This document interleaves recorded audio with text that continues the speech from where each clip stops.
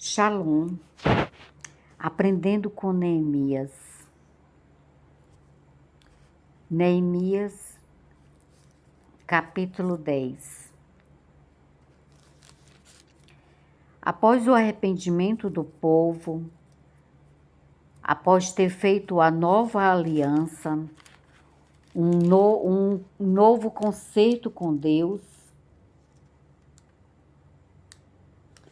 o povo se uniram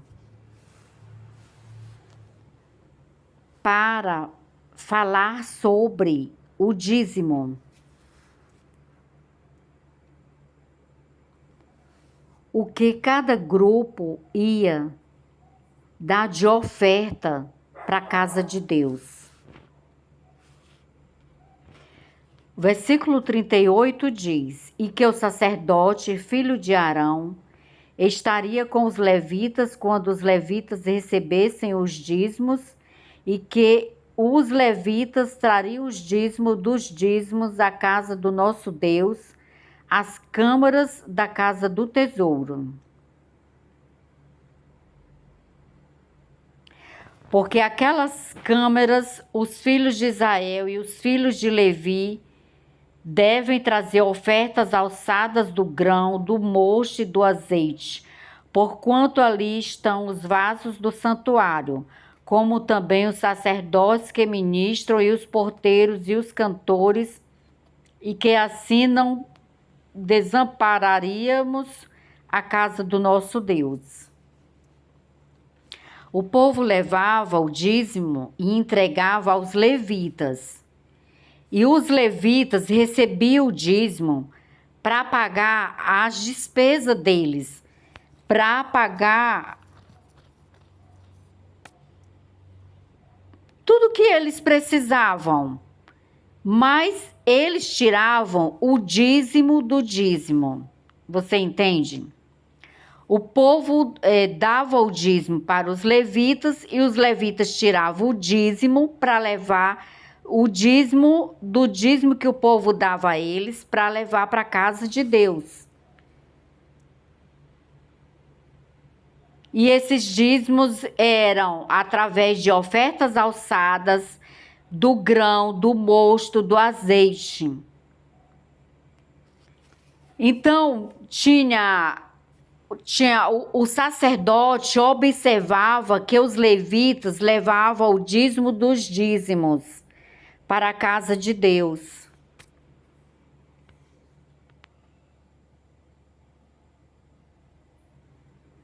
Amém? Então o povo abençoava. Deus tinha deixado essa legalidade para os levitas receber o dízimo, receber as ofertas das pessoas. Eram os únicos determinados por Deus que aquele povo poderia receber os dízimos. Por quê? Porque eles cuidavam de tudo referente ao templo. Então, eles tinham o direito de receber a oferta das pessoas, o dízimo das pessoas, para cobrir toda a despesa que eles tinham.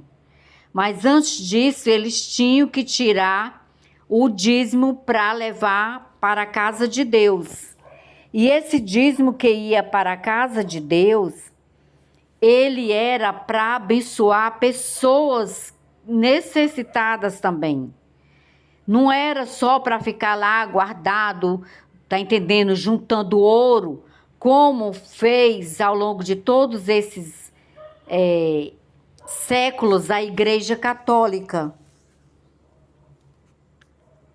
que é uma igreja muito rica, porque fez isso ao longo de 2000 anos.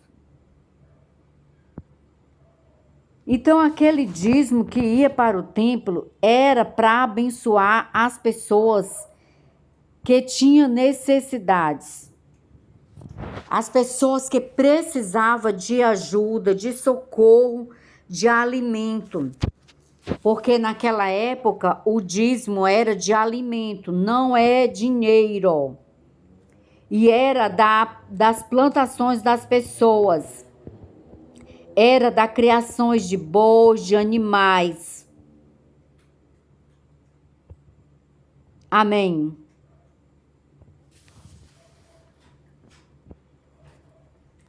Como aqui diz, né? Ofertas alçadas do grão, do mosto, do azeite.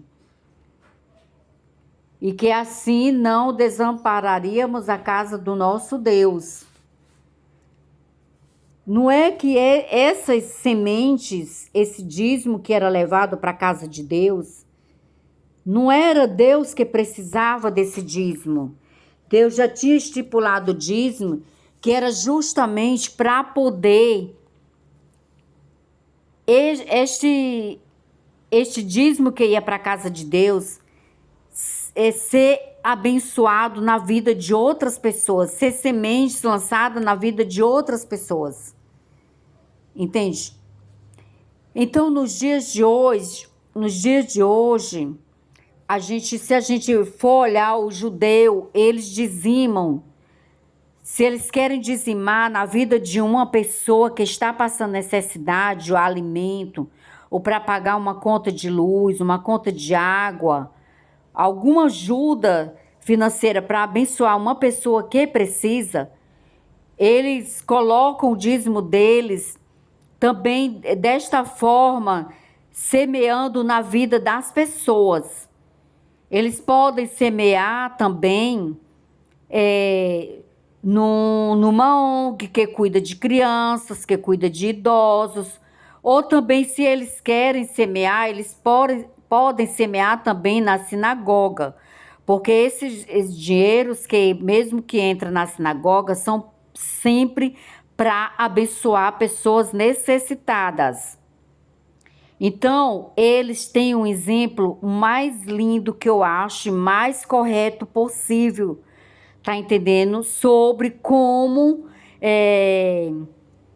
eles semear o dízimo deles na vida das pessoas, verdadeiramente das pessoas que precisam. Não é como nos dias de hoje, que hoje a igreja evangélica ela está tomando o lugar da igreja católica. E a gente vê só os pastores enricar e nunca as pessoas que estão sentadas no banco, as que dizimam. Poucos são os que prosperam. Então, aqui não é uma crítica, é uma reflexão para que as pessoas venham pensar.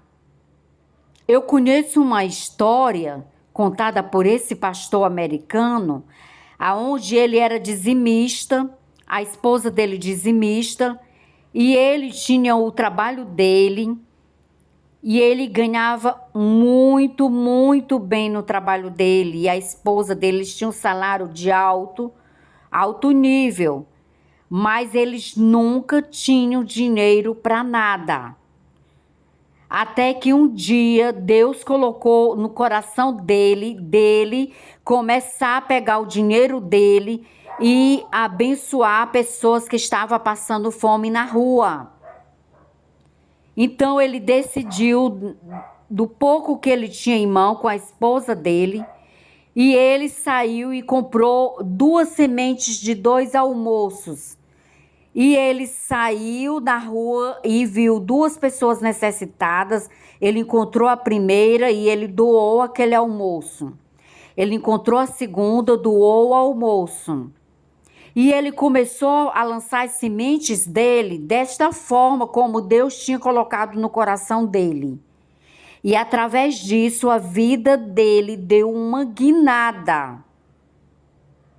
E através desse ensinamento desse pastor que estava viajando o mundo, e eu vi ele, né, o testemunho dele na TV na época, e ele contando, ensinando isso, eu aprendi a fazer assim. E eu comecei a lançar oferta na vida das pessoas também desta forma, e vi mudança na minha vida financeira.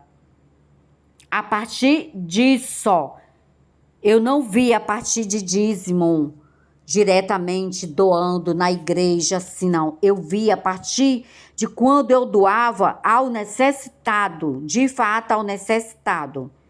Não que eu estou dizendo que você deixe de abençoar a obra de Deus, não. Tá entendendo? Tem muitas igrejas que necessitam, tem umas que nada em dinheiro, mas tem muitas que necessitam. E nós precisamos colaborar. Mas também fico aqui o ensinamento para você, o testemunho da minha vida, testemunho que eu ouvi esse pastor, a família dele falar como Deus mudou a vida dele.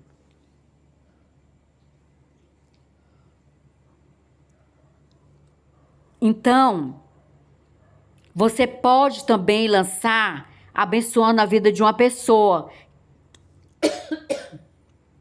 que às vezes está precisando de uma conta de luz para ser paga, de uma conta de água, às vezes está precisando de um dinheiro para inteirar um pagamento, não que é um pagamento de coisas supérfluas, mas algo que ela necessitou comprar. Às vezes pode ser um remédio. Meu querido, observe as pessoas ao seu lado que verdadeiramente estão precisando de um socorro, de uma ajuda. Às vezes é um animalzinho que está passando fome e ele não tem como ir trabalhar para atrás de um emprego.